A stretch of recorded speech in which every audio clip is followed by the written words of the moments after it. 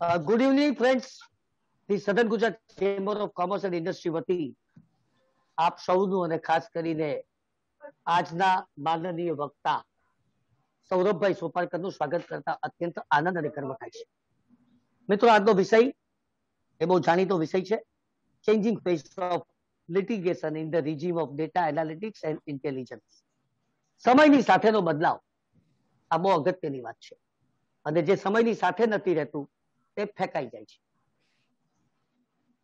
તમે ઘણા લાંબા સમયથી વર્તમાન પત્રોમાં વાંચતા હશો કે નથી વાંચતા હવે તો કે અને ત્યાં રેડ પડ્યું અને ત્યાં સ્કૂટીની થઈ અને ત્યાં નહીં થઈ અને ત્યાં થયું નહીં થયું, આ બધા સમાચારો હવે ગાયબ થઈ ગયા છે. કારણ કે સમય બદલાયો છે. એવી જબરદસ્ત આખો પ્રોસેસ ડિપાર્ટમેન્ટે નક્કી કર્યો છે કે જેથી ઓનલાઈન જ રાતોરાત આપણને ખબર પડી જાય, અને તેને કારણે આ કાર્યક્રમ જાણવો અને સમજવો બહુ અગત્યનો છે. આ સાથે અમારા આ કાર્યક્રમમાં ધ સધન Gujarat income tax bar association, chartered accountant association Surat, society of tax analysis and research, આ તમામ મિત્રો પણ જોડાયા છે. તમામ મિત્રોનું પણ હાર્દિક સ્વાગત કરતા અત્યંત આનંદ થાય છે.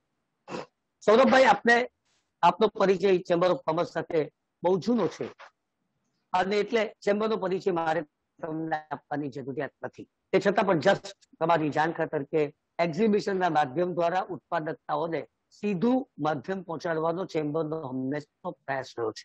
તેની સાથે સાથે આ પ્રકારના વર્કશોપ, વેબિનાર, સેમિનાર નું આયોજન કરીને તમામ ટ્રેડ અને ઇન્ડસ્ટ્રીના લોકો વર્તમાન પ્રવાહોથી વાકેફ રહે એ અમે હંમેશા પ્રયત્ન કરતા આવ્યા છે. આંતરરાષ્ટ્રીય કક્ષાએ પણ અમે કોન્સ્યુલેટ જનરલ સાથે વેબિનારોનું આયોજન કરીને દક્ષિણ ગુજરાતનો ટ્રેડ અને ઇન્ડસ્ટ્રીનો માણસ ક્યાંય પાછો ન પડી જાય તેનું અમે ધ્યાન રાખીએ છીએ. આ ઉપરાંત સરકારની સાથે રહીને જે અમારા ટ્રેડ અને ઇન્ડસ્ટ્રીના પ્રશ્નો છે, એની સમસ્યાઓ છે, એનું સમાધાન શોધવાનો હંમેશા અમે પ્રયાસ કર્યો છે, અને તેમાં અમને ખૂબ જ સફળતા સાંપડી છે. અને છેલ્લે આ કોવિડના કાળ દરમિયાન ચેમ્બર ઓફ કોમર્સે ગુજરાત રાજ્યના મુખ્યમંત્રી વિજયભાઈ રૂપાણીની વિનંતીને ધ્યાનમાં રાખીને ઓક્સિજન બેંકની શરૂઆત કરી. રાતના લોકો કર્ફ્યુની અંદર સ્ટેશન પર ઉતરે તો અમે 4 વ્હીલર દ્વારા તેઓને ઘરે પહોંચાડવાની વ્યવસ્થા કરી. 1.5 લાખ જેટલા માસ્કનું વિતરણ કર્યું, 1 લાખ જેટલા હેન્ડ સેનિટાઈઝરનું વિતરણ કર્યું. કોરોનામાં જેઓ મૃત્યુ પામ્યા છે તેમના વારસદારોને નોકરી અપાવવાનો પ્રયત્ન કર્યો. આમ જુદી જુદી પ્રવૃત્તિઓ અમે આ કોરોના કાળ દરમિયાન કરી છે, એનો અમને આનંદ છે અને સંતોષ પણ છે. આજના વિષય વિશે તો વધુ માહિતી સૌરભભાઈ આપશે, પરંતુ સૌરભભાઈનું અને આપ સૌનું સ્વાગત કરતા મને અત્યંત આનંદ થાય છે. હું ઇન્કમ ટેક્સ કમિટીના કો-ચેરમેન ચાર્ટર્ડ એકાઉન્ટન્ટ હિરેનભાઈ વેપારીને વિનંતી કરું છું કે માનનીય વક્તા શ્રી સૌરભભાઈનો પરિચય આપણને સૌને કરાવે. ઓવર ટુ હિરેનભાઈ વેપારી. Hello Nikhil bhai, Saurabh bhai, and all the professional body members. Nikhil bhai, am I visible and audible? Yes. Okay. Bhai, I've been asked to introduce someone who does not require introduction in the business, industrial or professional community in the state of Gujarat. Well, I must say that I'm going to introduce one of the most brilliant minds of the state of Gujarat. Southern Gujarat Chamber of Commerce and Industry welcomes you, sir. And I tell you, it's their privilege to have you. Otherwise, it is very difficult to get your appointment. It is very difficult to have you. But we are truly thankful and grateful to you for having agreed to deliver this address this particular topic. In front of, give benefit of your expert knowledge in the subject, sir. Briefly, jo humne introduce karu hai. So he had an academically brilliant career. See, he passed BCom sometimes in 1977, securing first rank among the student of accounting and auditing. He passed LLB general exam from the Gujarat University in April 79 with first class and obtained 2 gold medals for the highest mark in the paper of Hindu law and Mohammedan law. ઇન્ટરમીડિયેટની examination chartered એકાઉન્ટન્ટની November 1978માં pass કરી, ત્યારે ઇન્ડિયામાં એમનો 3જો rank આવ્યો અને ગુજરાતમાં ફર્સ્ટ રેન્ક. એ જ વસ્તુ એમણે 1980માં રિપીટ કરી, જ્યારે ચાર્ટર્ડ એકાઉન્ટન્ટની ફાઇનલ એક્ઝામિનેશન બેઠા, ઇન્ડિયામાં 3rd રેન્ક અને ગુજરાતમાં ફર્સ્ટ રેન્ક લાવ્યા. આટલી એમની બ્રિલિયન્ટ એકેડેમિક કેરિયર રહી છે. he has been practicing as an advocate before the Supreme Court of India, Gujarat High Court, the Income Tax Appellate Tribunal, and National Company Law Tribunal since now about 40 years. So we are truly privileged. He also have been contributing a lot towards the education and in that field. I'll just briefly touch base the topic which is put across to you, sir. Changing face of litigation in the regime of data analytics and intelligence.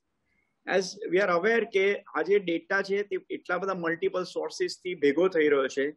આજે pen અને GST અને MCA through જે data government વર્ષોથી collect કરતી આવી છે, આ ડેટાને એનાલિટિક્સમાં કન્વર્ટ થઈ રહ્યો છે. એક જાતનો ડેટા કોલોઝલ થયો છે અને આ એનાલિટિક્સને હવે they are putting sophisticated tools and sophisticated softwares to convert this data into intelligence. એના risk parameter define થયા છે અને એના બેઝ પર હવે સ્ક્રુટિનીઓ થઈ રહી છે. ઇન્વેસ્ટિગેશન એક ટાઈમે જે બધું મેન્યુઅલ થતું હતું એને આખું આઈટી બેઝ થયું છે અને I think IT is permitted everywhere in the income tax department friend. So litigation જે તરફ જઈ રહ્યું છે એ પ્રમાણે ગ્રે એરિયા ઓછો થઈ રહ્યો છે. We are looking at more objective criteria towards litigation.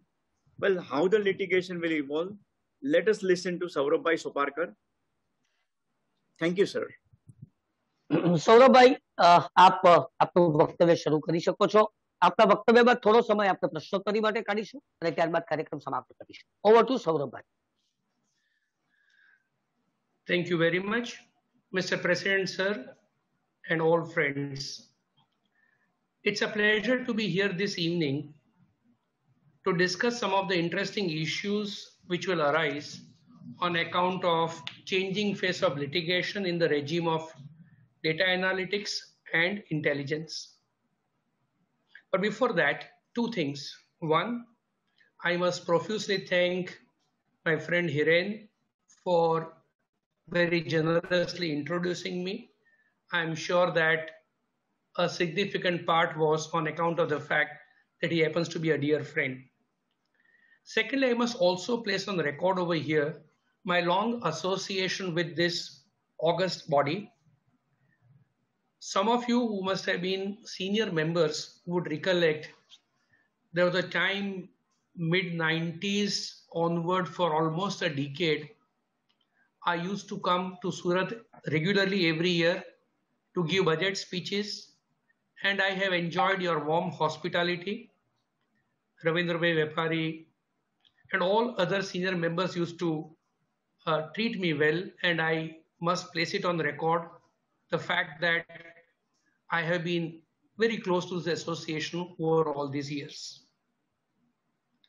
With this, let me deal with the topic proper. Let me start with a statement which is a little interesting. I, in a way, completely misunderstood the topic. It's my problem, but I must indicate what is it that I understood. I understood as if we are going to discuss how is it that litigation in general would undergo a change on account of data analytics, as if it has nothing to do with income tax. But I believe that at least some of you would be interested in knowing what I perceive to be the position in relation to income tax. So let me do one thing.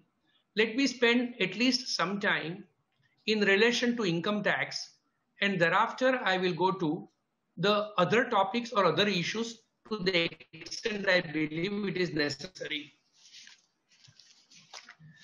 Now, in relation to income tax, the position is like this.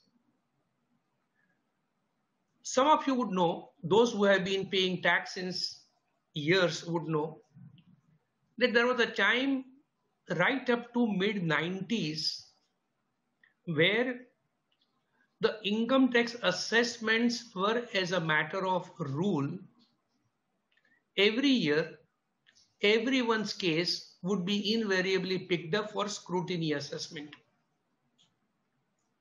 And the revenue authorities would examine books of accounts, every tiny voucher, would look into every possible facet of the matter, and ultimately will make up additions routinely, low household expenditure, low GP, disallowance in relation to miscellaneous expenditure, consumption record not being maintained, so again make an addition. In other words, it was a case of a routine assessment with routine verification. The attention of the department was not in relation to any specific issue. As I said, almost every case would be picked up. It would take quite some time for the assessment to be framed. And because assessments of multiple years would be pending at any given point of time, the SSC would have to run around with the department quite some time. Over a period of time, revenue has understood, or finance ministry has understood, that instead of wasting energy on the large mass to make assessments on every possible issue, it would be far better, far more productive if they concentrate on few big SSCs or few chosen SSCs whose cases require little detailed investigation. So instead of approaching every SSC and every case being taken up for scrutiny, now scrutiny is an exception. Ordinarily, your case will be taken up and accepted without any adjustment.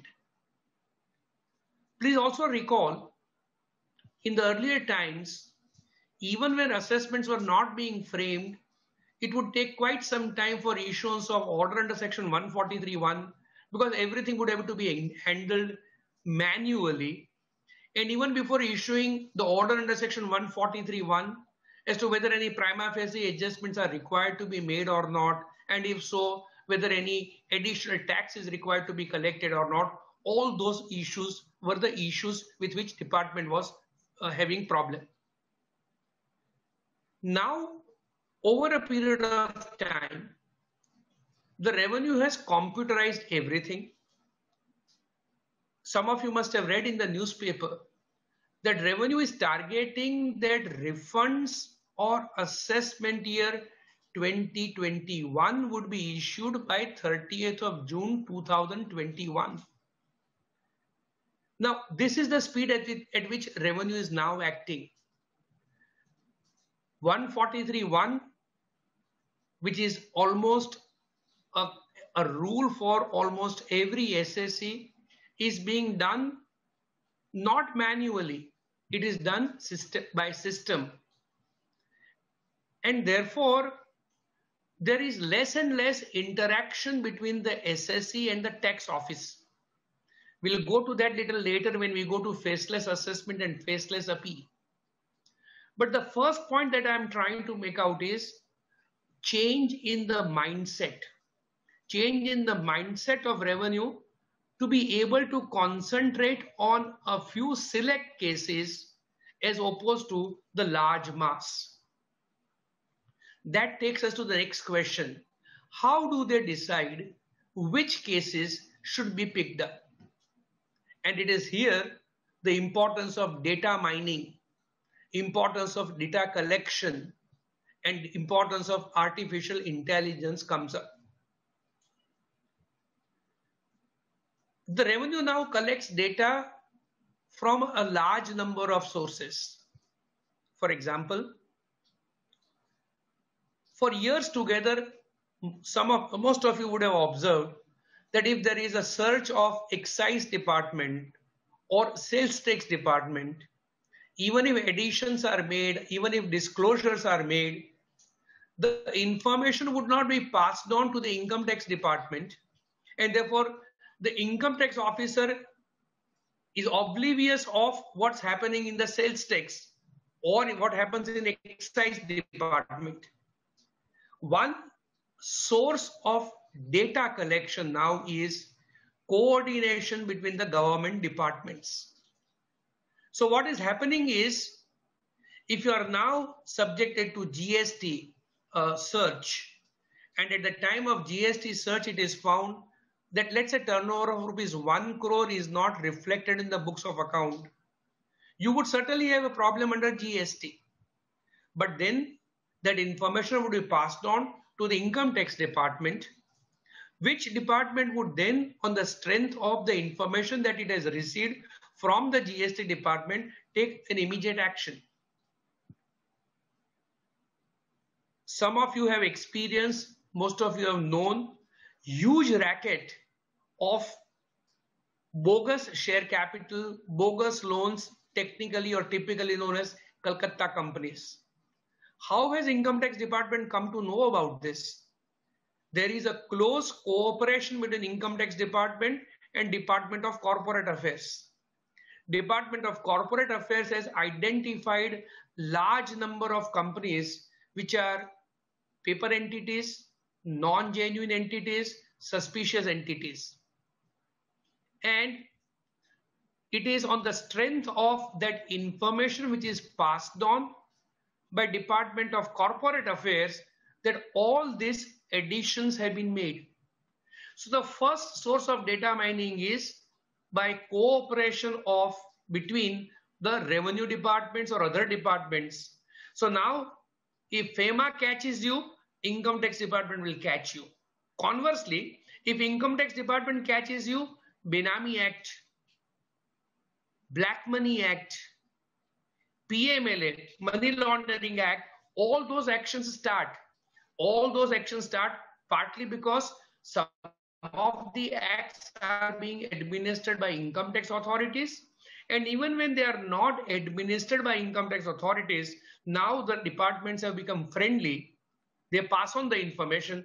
So SSC is like passing through that Abhimanyu quota, as we call it. If he gets out of income tax, he gets in PMLA. If he gets out of PMLA, he's likely to get into black money. If there is a foreign currency, black money. He might also get into Prevention of Money Laundering Act if it is found that there are entries which are not genuine entries, so on and so forth. Therefore, the first aspect that I wanted to point out about data mining is the cooperation between the departments.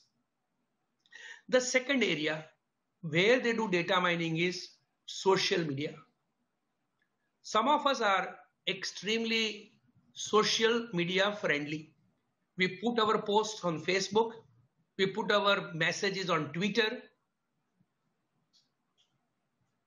You go abroad and you put your photographs.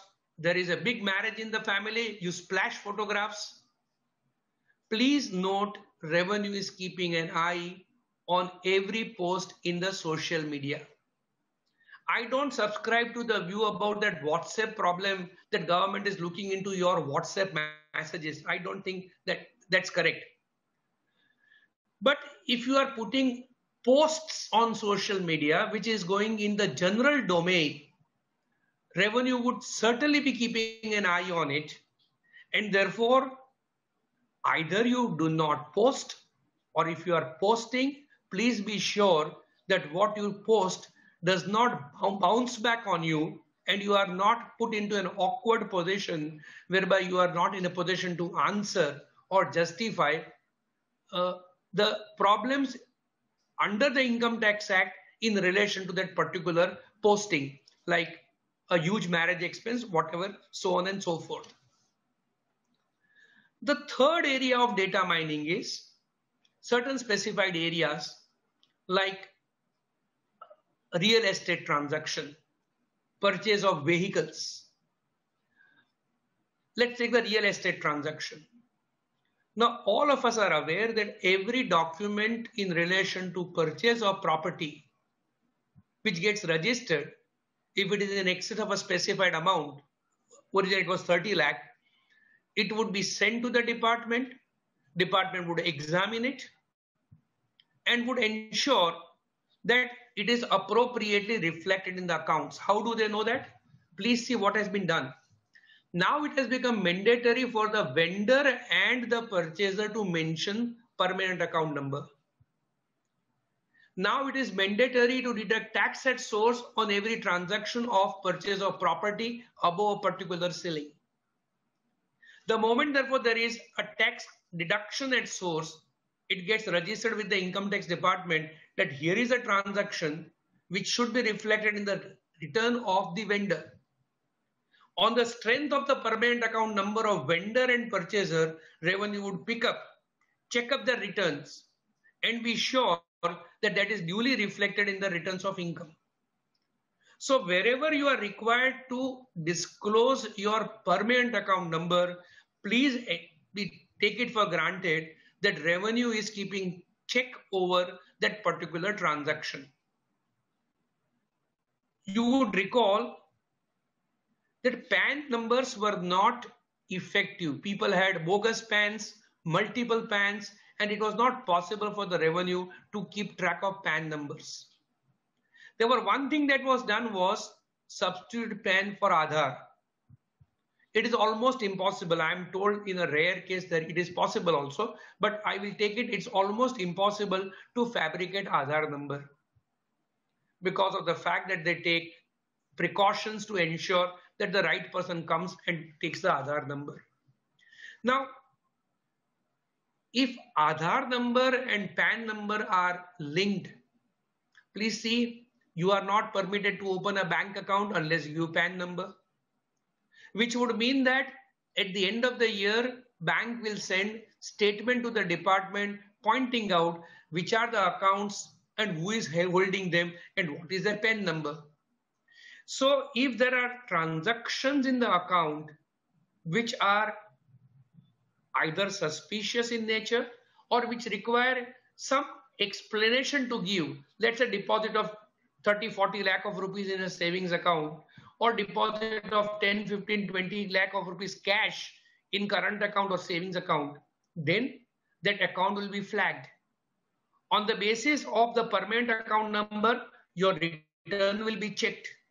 And if your return is not commensurate with the level of transactions which are recorded by your PAN number, your case will be picked up for scrutiny. So revenue is gathering data from multiple sources, from sister department, from the social media, from various transactions that you undertake, and then by artificial intelligence, they are now keeping track of the transactions to see it is duly reflected in the returns of income. As is being said, some of you might have read 1984, a book on communism. It had a slogan, Big Brother is watching you. Government of India, or for that matter, income tax department is a big brother. It would continue to watch you. And therefore, please be sure that you do not enter into transactions which you cannot explain, failing which, as I said, you will have serious issues to answer. This is so far as data mining and artificial intelligence at stage 1. Artificial intelligence at stage 2. Now you file returns of income. As I said a little while ago, all returns of income are now being processed by a computer. CPgram. A huge computer sitting in Bangalore processes all returns of income. If it is found that a claim is not acceptable, it will be rejected. If it is found claim though not made is required to be granted, it will be granted. You might have paid, let's say, additional interest under section 234 A, B or C by making a wrong calculation. If system finds it is wrong, it will give you a refund. Or conversely, if you have understated, it will raise a demand. Nobody applies mines. If at all you have a problem, you will move section 154 application, then somebody will apply mine. So artificial intelligence therefore takes care of almost 97% of returns. Revenue has set down, I'm sure they would have set down rules. and on the strength of the rules, the return will be accepted. This reason you marked that over a period of time, the quality and the nature of return has also undergone a change. When I was a young and was undertaking the articleship of chartered accountancy course, we would file returns of income, the printed form, only by writing as per statement of total income attached here too.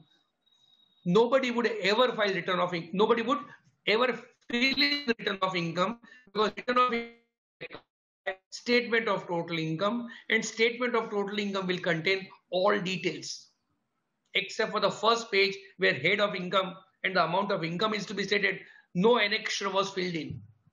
Now that is not permissible. Now you file return of income, putting in at every place what is the income earned, what is the expenditure claimed, so on and so forth. It's an exhaustive return. It therefore requires a detailed preparation at the end of the chartered accountant or a tax practitioner. But more importantly, it's because of this exhaustive information which an SSE gives, the return will be accepted or not accepted at the first stage. And if you are deliberately or otherwise not giving some information, your case will be picked up for scrutiny. I am aware that in a large number of cases in the initial year, when the personal balance sheet was required to be attached and it was not attached, all those cases were taken up for limited scrutiny for the purpose of examining the balance sheet of the SSE, which could have been easily avoided if the SSE would have been careful. So two things. One, SSEs have to be extremely careful while filing return of income. It's an exhaustive document, and revenue would process your return of income on the basis of the artificial intelligence and do the scrutiny. Let's go to stage number 3.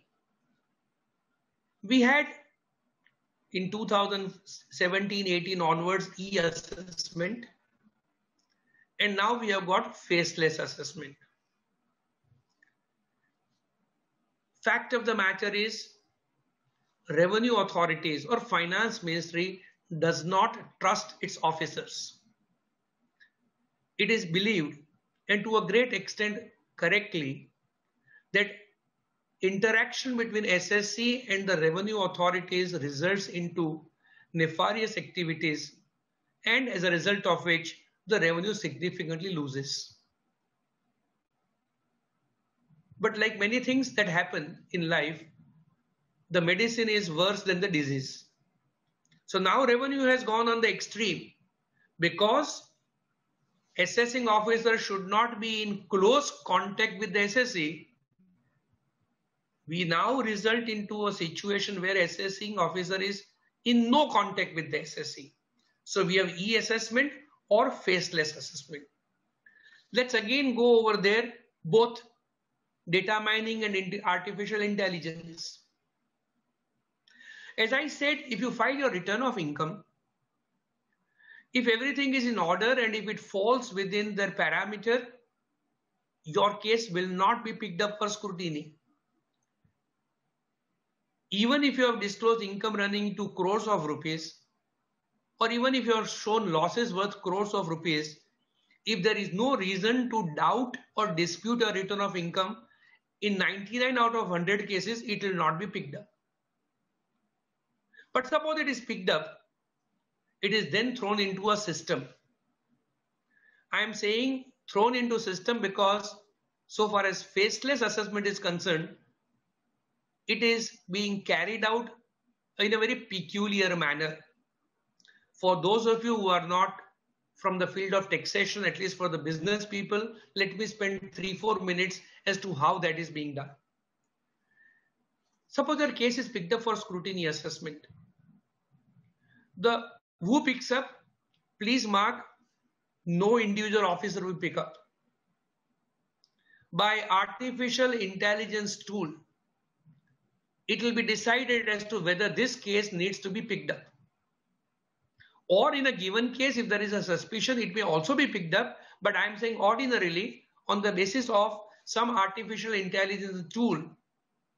Let's say, for example, hypothetically they have assumed, I'm giving hypothetical example, that in, let's say, steel industry, they say GP margin between 6% to 12% is reasonable, which would mean that if you are showing GP of less than 6% or if you are showing GP of more than 12%, and probably if your turnover is in excess of a particular amount, your case will be picked up for scrutiny. Or if you have borrowed fresh capital, if you have raised fresh capital with premium or otherwise, subject to certain criteria, it may be picked up. So once the artificial intelligence powered system picks up your case, it will be again by a system randomly given to some assessment unit. There are across the country different assessment units. Those assessment units will scrutinize your return. If they have a question, they will put the question to National E-Assessment Center, which is at the center, which is, so to say, liaisoning between SSC and the revenue officer or assessing officer. They'll indicate to the National E-Assessment Center. National E-Assessment Center will in turn give notice to the SSC without pointing out who is the officer who is raising the query. SSC will give an answer. That answer will go to that assessing officer. 1, 2, 3, whatever are the queries, back and forth they will go on. SSC would never know as to who is the officer who is asking the query. At the end of it, assessing officer will issue, now please mark, this is an interesting development, draft assessment order. The draft assessment order will be served upon the SSC to call for his explanation as to whether what is proposed against him, does he have anything to say. It will not be served if his return is being accepted. Let's say I file return of income showing income of rupees 30 lakh. There are 4 queries, I answer 4 queries. Assessing officer is of the view that no adjustments are required to be made, no addition is required to be made. I would not be given draft assessment order, I'll be given the final assessment order. But suppose the assessing officer comes to a conclusion, whoever he is, wherever he is sitting, that addition of rupees 10 lakhs is required to be made. He will prepare a draft assessment order. He'll send it to National E-Assessment Center. National E-Assessment Center will send it to me. We'll ask for my objections. Once I give objections, the matter will go back to National E-Assessment Center. National E-Assessment Center will then either accept that objection or will then not accept the objection and pass the order, or if it finds that the matter requires to be examined again, it will again by random choice send the matter to the second officer. So the matter goes back and forth. Everything is being decided by a computer or by a system. I have no choice over the officer who will assess me. Officer has no choice over the case which will be allotted to him. Either we are used to having an officer who is within your local territorial jurisdiction, unless your case is centralized or unless it is a part of some other group which is just elsewhere. In 95 out of 100 cases, the assessing officer is a person who is geographically located close to the SSC. Now, that officer, jurisdictional assessing officer, has no jurisdiction to assess. His jurisdiction is restricted to give effect to the order, give refunds, take steps for reopening, and all other consequential things, recovery of demand. He has nothing to do with assessment. Couple of interesting issues over here. Both are subject matter of litigation in different courts, including Gujarat High Court. One,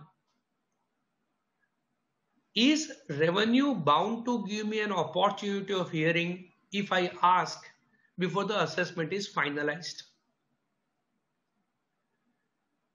You would have marked, I have all the while said that there is a correspondence between assessing officer or assessment unit, as they call, assessing officer and National E-Assessment Center, National E-Assessment Center to SSE, again back in that particular manner. There is no interlinking between directly assessment unit or assessing officer and the SSE. SSE is not even aware whether the assessing officer is ITO, ACIT, Deputy Commissioner, Joint Commissioner, Additional Commissioner. We are not even aware. But suppose I ask for opportunity of hearing, would I or would I not be granted that opportunity of hearing? That's the first question. Now, if you look at the provision of law and the scheme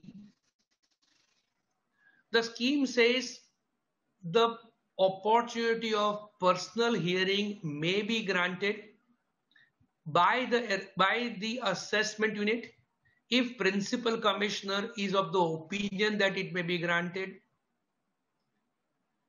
The SOP issued by the department says it may be given for a period of not more than 30 minutes. It also says that it will be given only if the written submissions are filed by the SSE. As a matter of fact, whenever opportunity of hearing is granted, the assessing officer keeps the screen blank. So you do not know who is the person sitting on the other side of the computer. You make submission on the computer. You do not know his face. You can't see the face. So you do not know whether he is understood or not understood. If he puts a query, you will answer. Otherwise, at the end of 30 minutes, the door is closed. But even then, at least there is give opportunity of hearing. Question is the revenue authorities bound to give opportunity of hearing? The language of the section is officer may grant opportunity of hearing. Whether the word may should be read as shall, or is it entirely a matter of discretion of the assessing officer or principal commissioner? Gujarat High Court is presently examining one such matter, but Delhi High Court has already taken a view that once an SSE asks for opportunity of hearing, revenue authorities are bound to give opportunity of hearing. I would also take a view, I'm not going into the reasoning because this is not the forum or the time. I would also take a view that once an SSE asks for opportunity of hearing, the revenue is bound to grant it. As I said, Gujarat High Court only yesterday issued notice in the matter, and probably within 2-3 weeks we'll have some judgment on that issue.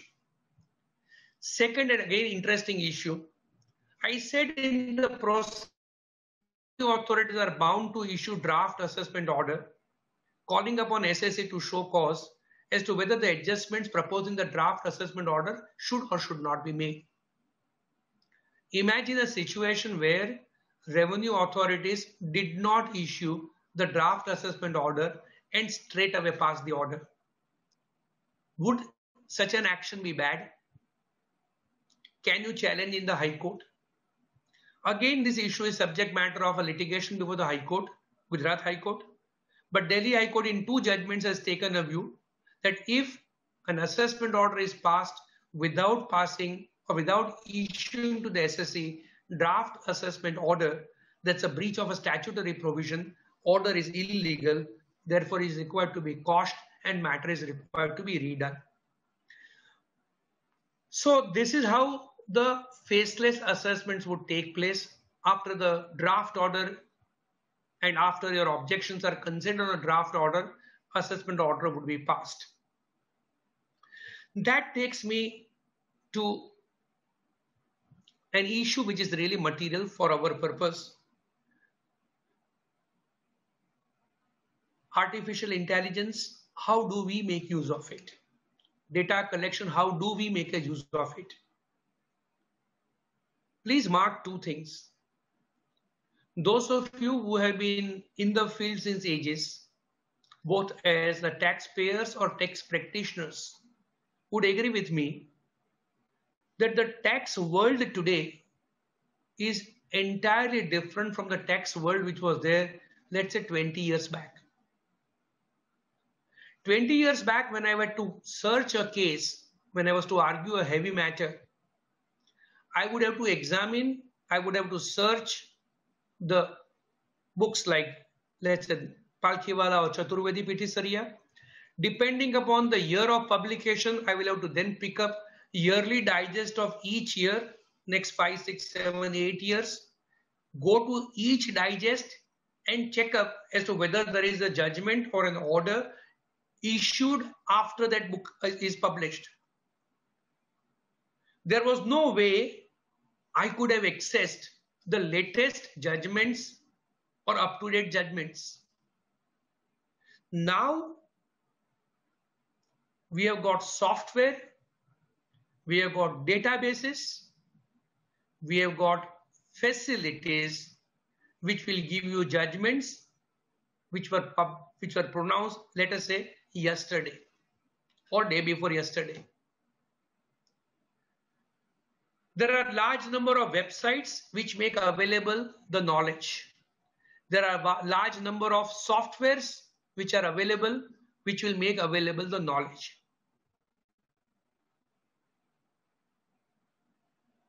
As I had said in some other gathering, there are 3 stages. 1, information. 2nd, knowledge. And 3rd, expertise. Google gives me information. Wikipedia gives me information. And it gives me as much information as it would give to all of you. So by accessing information, I am no better than you, you are no better than me. It's only when you are able to convert information into knowledge, and only when you are able to convert by sharpening knowledge into expertise, that you would be able to do much better as compared to others. Which would mean that as tax practitioners and as taxpayers, it would be obligatory on you to keep yourself up to date about the knowledge by getting more and more information and by using it in the best possible manner. But second and more important issue is, in good old days, because I had a right to argue across the table before an officer, I could rely upon my verbal skill. I could rely upon my ability to show the document across the table. I could rely upon the fact that if the officer has not understood, he will ask question to me and I will then explain to him. I could also rely upon the fact that in view of the fact that officer is known to me, I am not in any way trying to draw wrong conclusion, he would trust me.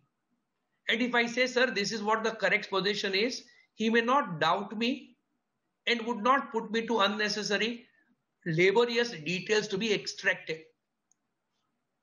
Now that everything is faceless, your task is far, far more complex. It is here that both data mining, artificial intelligence, you need to be able to your point in the least possible manner, in the least possible volume, and in a manner which would convey your thoughts accurately. If someone asks me, what is the quality of a good lawyer? My answer always is, a good lawyer is he who can summarize howsoever complicated the problem is in 3 sentences. You should be able to, on the basis of data that you have, on the basis of the information that you have, you should be able to write precisely, pointedly, and in an intelligible manner to put across the point so that there are no multiple back and forths. My experience of the faceless assessment over a period of last year is that revenue authorities are not interested in sending repeated requisitions. They'll send requisition once, you will answer. If they have a query, they'll put the question second time, you will answer. If they are not satisfied, they'll straight away issue draft order. Unlike the case where the officer is sitting across the table and you know that you have not been able to put across the point, so you will go on trying. Or if he has not understood it, if he is a good person, he'll go on asking. A person sitting somewhere, you don't know where, somewhere in the country, who has otherwise no interest in you or the SSC, and who otherwise has only to pass an order, but again in a faceless regime, has no desire by and large to elicit the truth. His job is issue which is flagged and which has been put to him, is it right or wrong? If prima facie SSA does not explain, make an addition. So you will be required to ensure that you are able to answer the issues from time to time without in any way creating a situation of ambiguity. That takes me to the next step of CIT appeal. By and large, it is the same thing. We have as yet, it is I have not come across any hearing of CIT appeal on a faceless manner. I am told very few have taken place, but there also it is going to be the same. Your written submissions, your arguments, everything will be put into a piece of paper or a bunch of papers. He will look into it. If he has a problem, he'll come back to you. Unless therefore you are able to raise the issue in an appropriate manner, you would not be able to succeed in the matter. A question arises as to whether again opportunity of hearing, personal hearing is required to be granted or not. For the reasons which I gave for faceless assessment, I would take a view he has to give hearing. The scheme is also subject matter of challenge somewhere, but this is what broadly the issue is. This would therefore lead me to conclude before I really close, because I'm told there will be some question. So I will leave last 5-10 minutes on the question answer. But this will lead me to a question as to what is it that we are looking at. Artificial intelligence is going to change the whole way in which litigation practice is going to take up. There was a time when everything was being done across the table. Now virtual hearing has become the norm. Courts are opening. But even when the courts are opening, there is a school of thought, maybe everything will not become physical, hybrid hearings may continue. In small routine matters, probably judges will also start using artificial intelligence like traffic cases, like prohibition cases, where not much of the discretion is required to be used. We would therefore have, in my view, quite a few of changes in the years to come. So far as tax practice is concerned, and with this I will end, we have some very interesting and challenging times to come, and only time will tell us as to whether we are better off or not. With this, let me thank all of you for giving me an opportunity of sharing some of my thoughts with you. If there are questions, I am prepared to answer. Thank you very much. Thank you very much, Saurabh bhai. Aapko khub khub aabhar. It was a great lesson. It was a very, very inspiring speech. Even for the layman also, it was just excellent. Now, question from your side, sir. Anybody is having any question? We may start from Anil bhai, then Dipesh bhai, then Hiren bhai. તમે પણ થોડા પ્રશ્નો initiate કરો એટલે બાકીનાને પ્રશ્ન પૂછવાનું મન થાય. Sir, Advocate Kirit Modi is asking, sir, in appeal also, would CIT send us the draft order before passing the final order? There is no such provision. Right. No. There is no such provision. In fact, the CIT appeal scheme is far worse than this. Let me spend 2 minutes. The procedure is, my matter will be heard by CIT appeal. He will prepare a draft order, but he will not send it to me. He will send it to the system. If the system finds the order is not acceptable to the system, it will be sent to another CIT appeal, who will then decide the matter. If the other CIT will also use an order which is not according to system, go to third officer. They have made a mockery of the system. How can there be matter jumping from CIT table to CIT table till they get the order which is according to revenue right order?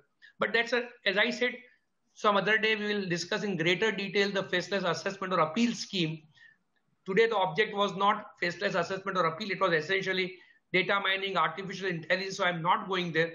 But answering your question very briefly, there is nothing like serving of draft appellate order. Sir, what is the success ratio of this particular system? Nobody knows because it is only implemented last year. So people have yet to experience, but experience is really not very good. Many a times my experience is patently wrong additions are being made. According to one theory, I do not know right or wrong. According to one theory, officers are deliberately passing the wrong orders so that there is a lot of uproar from the SSCs so that the system may have to be dropped. Because even revenue officers are not happy with the system for obvious reason. So I don't know whether it is really working well. You have some very distinguished practicing chartered accountants in your association.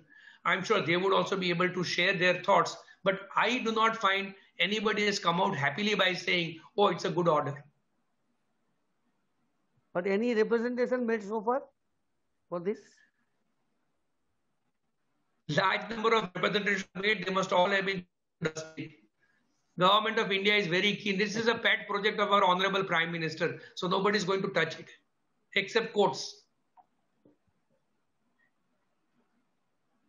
Anil Bhai sir. Good evening, Saurabh Bhai. Good evening. આપે કીધું કે ભાઈ draft assessment order કર્યા વિના assessment થઈ જાય તો દિલ્હી હાઈકોર્ટે કીધું કે ભાઈ સેટ એસાઇડ કર્યું પણ સેટ એસાઇડ કરવાથી જસ્ટિસ કેમ મળે છે તો વોઇડ એબ ઇનિશિયો કેમ નથી કરતા બે કારણ છે એક હજી 30 જૂન સુધી તો અસેસમેન્ટ કરવાનો ટાઈમ છે રાઈટ સર એટલે government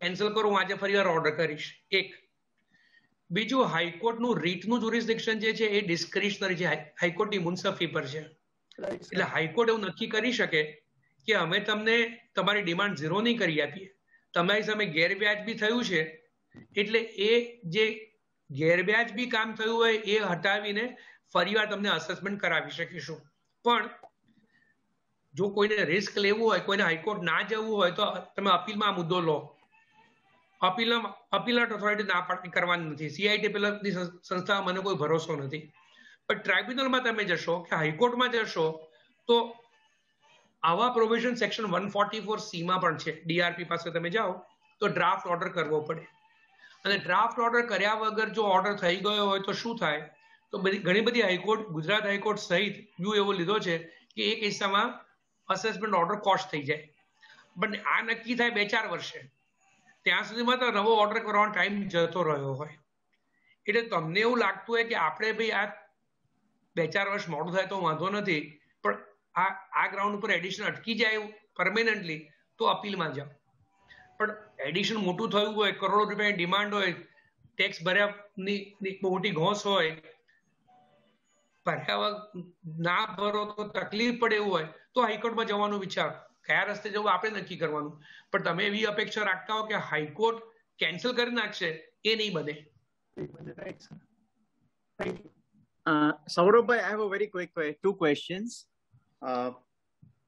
Number one, how the remand proceedings get governed in the National Faceless Appeal Center regime, and number 2, how the provisions of section 144A are really governed in the faceless assessment system. Answering question number 1, I would take away when remand matters will go to CITP, because barring search cases, etc., central, now there is no CIT appeal mechanism in the regular form. About 144A, nobody knows. I don't know. Let me tell you why nobody knows. Today, I do not know whether the officer who is issuing the draft order is of the cadre of ITO or additional commissioner. Now, if he is a cadre of additional commissioner, question of 144A will not arise. So, though the section is on the statute book, how does it get implemented? Frankly, I do not know. Nobody has really tried out. Okay. Thank you, sir.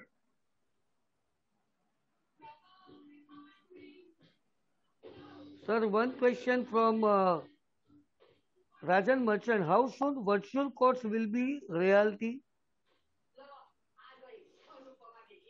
Virtual courts as in general or virtual courts? Okay.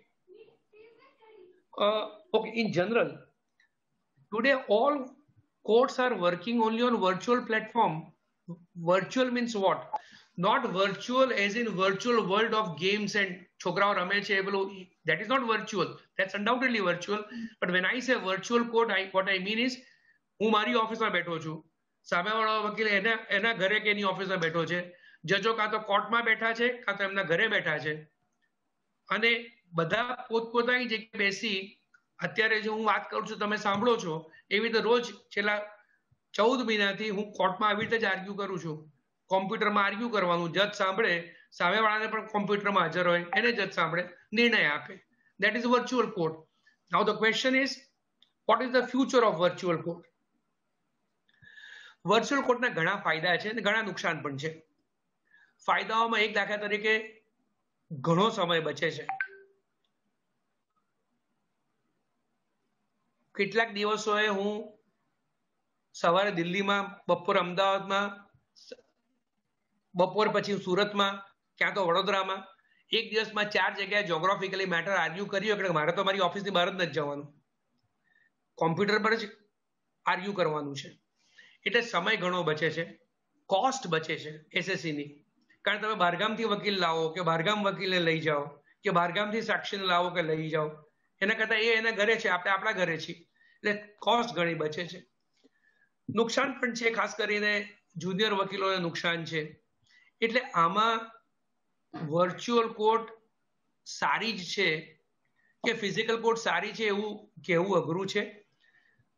મારું એવું માનવું છે કે 100માંથી 60-70% matter કે જેમાં બહુ લાંબા આર્ગ્યુમેન્ટની જરૂર ના હોય, બહુ જજમેન્ટો સાઇટ કરવાના ના હોય, વર્ચ્યુઅલ કોર્ટમાં થઈ શકે. કેટલીક મેટરમાં જજની સામે રહીને જ આર્ગ્યુ કરવું પડે એવું હોય, કારણ કે ઘણી બધી કોમ્પ્લેક્સ વસ્તુ બતાવવાની હોય તો ચોક્કસ ફિઝિકલી આર્ગ્યુ કરવું પડે. પણ કોર્ટો શું કરશે તો આજની તારીખે હજી કોર્ટો વિચારે છે કે હાઇબ્રિડ હિયરિંગ રાખવું કે ના રાખવું. સુપ્રીમ કોર્ટ વિચારે છે કે એવો નિયમો કરવા કે થોડીક મેટરો વર્ચ્યુઅલ ચલાવી, થોડીક મેટરો ફિઝિકલ ચલાવી. ગુજરાત હાઈકોર્ટ પણ એવું વિચારે છે કે આપણે બધું જ ફિઝિકલ ના કરીએ, કારણ હવે કોર્ટો ખોલવાની શક્યતાઓ છે. હું માનું છું 15મી જુલાઈની આજુબાજુ કોર્ટ ખોલી જવી જોઈએ અથવા એ પહેલા. તો એ વખત આખી ખોલી જશે કે થોડું ઘણું વર્ચ્યુઅલ ચાલુ રહેશે ખબર નથી. પણ વર્ચ્યુઅલ કોર્ટમાં મેં કહ્યું પ્રમાણે 80-90% સુધીની મેટરો તો બહુ જ સરળતાથી ચલાવેલી છે, કોઈ મુશ્કેલી પડતી નથી. Well, નિરંજનભાઈ સાનો પ્રશ્ન છે. Before acceptance of additional evidences, matter remanded to local AO or will be done at e-assessment center? Question mark. Okay, local AO is now out of picture. Suppose you file application for additional evidence and assessment unit believes that this would require verification. There are verification units. The matter will go to verification unit and verification unit will carry out verification. If somebody is to be examined, verification unit will examine. If some document is required to be cross-checked, verification unit will cross-check and then give report to the assessment unit. Your assessing officer's only job is to give effect to the assessment order, raise demand, recover the taxes, carry out section 154. do reassessment, issue notice for reassessment. That's all. Sir તેજસભાઈ શાનો પ્રશ્ન છે, what is remedy for not giving video hearing? Either you file a writ petition in the High Court, or you wait for the order to come and raise it in the appeal for proceedings. Physically તમે તમારું computer ચાલુ કરશો તે લોકો તો દેખાવાના છે જ નહીં, તમે કશું કરી શકવાના તો છો જ નહીં. તમે ઝઘડો કરશો તો કોઈ જોડે કરશો. આ બીજા ગઈકાલે અમે રીડ કરી તો નોટિસ કોને કાઢવાની? Additional commissioner / joint commissioner / assistant commissioner / ITO national e assessment centre new Delhi. Address કોર્ટે પૂછ્યું, મેં કહ્યું અમારી પાસે છે જ નહીં, કારણ everything is by email. there is no person, કોઈને ઘરેથી બાણું ખખડાવે એવું તો છે જ નહીં, તમારે ઈમેલ જ નાખવાના છે. Right. Sir, AO requested to file documents within 48 hours.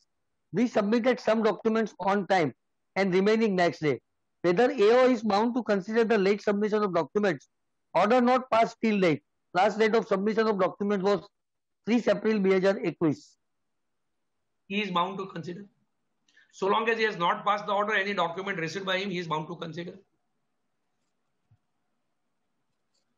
આખી બુકિંગ વિન્ડો નથી કે એકવાર ટાઈમ પૂરો થયો એટલે વિન્ડો ક્લોઝ થઈ જાય.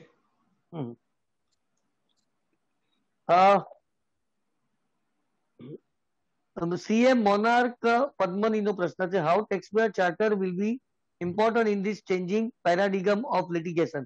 Which provisions of charter will be relevant and useful?